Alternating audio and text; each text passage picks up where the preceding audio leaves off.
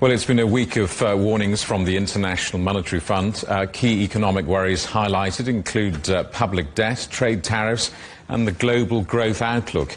In a series of statements, the IMF said the global economy is performing better than expected, but still falls short of where it needs to be.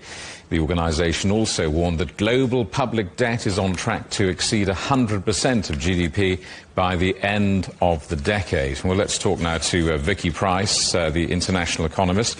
Vicky, this is cheery reading, isn't it? The IMF warns global government debt could top 100% of GDP by the year 2029, which is the highest, incidentally, since the Second World War. What risks does all of this pose for global economies?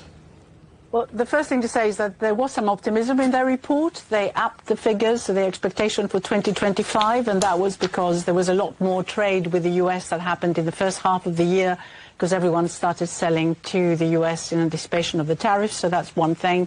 Nevertheless, they haven't really done very much for next year and the year after. And you're quite right. I mean, one of the issues is the debt. I mean, remember, of course, huge amount of debt was collected or at least issued, and therefore loads and loads of pension funds, foreign countries, depending on whether they had spare funds and others, and lots of savings went into funding a lot of debt that COVID required for the economies to get out of it. So that was one of the reasons. Followed the financial crisis as well, during which period, of course, the authorities had to intervene, and during the period after post-financial crisis, that continued in terms of the support that needed to be given to economies. So we've had COVID, we had the war since that, the war in Ukraine. So it's not very surprising. So it's not necessarily because countries are going out and embarking on lots and lots of projects which are costly and therefore need to go out and borrow. It is really partly a legacy of before, and if you continue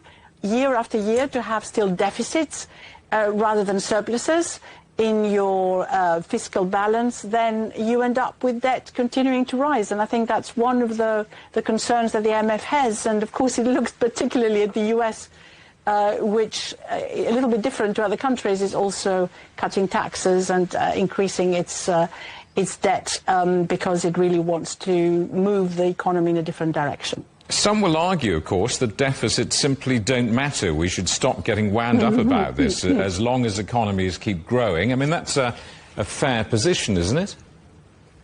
Well, it's true, but of course, if that money all goes to fund the debt, and of course that debt is quite expensive, then it takes quite a lot of resources to just service the debt. This is the problem that the UK has right now, for example, and also the US, because in both countries the yields are very high and bond yields are high. In other words, yes, everyone is prepared to fund your deficits, but they expect to get quite a lot of interest for it. And also, while they fund your deficit, they will not necessarily go and invest in productive stocks and shares. Forgetting for a moment what's happening in the tech sector in the US and possibly elsewhere, and also what's happening in defense. I mean, the reality is that money is not being invested sufficiently to get the economies to move into a sustainable growth pattern. And that is, I think, what is worrying the IMF, and that if we start also looking at how to handle that debt, which is increasing at present, and starting cutting spending, which actually they do recommend in a number of areas, then that growth that you spoke about gets reduced quite significantly. You've got to pity national governments, haven't you, considering cuts to social spending, which was tried recently in the UK, unsuccessfully, we should say, and at the same time also being pressured very heavily to increase defence spending. I mean, it really is a bit of a pickle, isn't it? Absolutely, and of course politically it's a very hot topic because nobody wants welfare cuts, and we've seen the attempts of the UK to do so, which haven't succeeded. And you've seen also what's happening in France right now, where some of the pension reforms, which were suggested earlier by the Macron government and which have brought down, a few of his governments already, because of course he's the president, but there is a prime minister, and the prime ministers themselves have been changing quite a lot. It's because they can't get the budgets through because they had pension reform, which would reduce the amount that the government spends on welfare.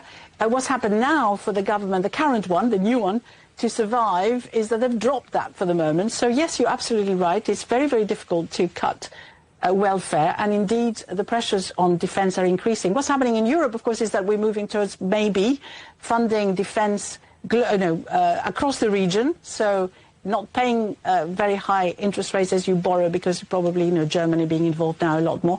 And that is a help. But if each country is trying to do it individually, then that's a real burden. Vicky, good to see you. Thanks so much for that. Vicky Pryce, the international economist.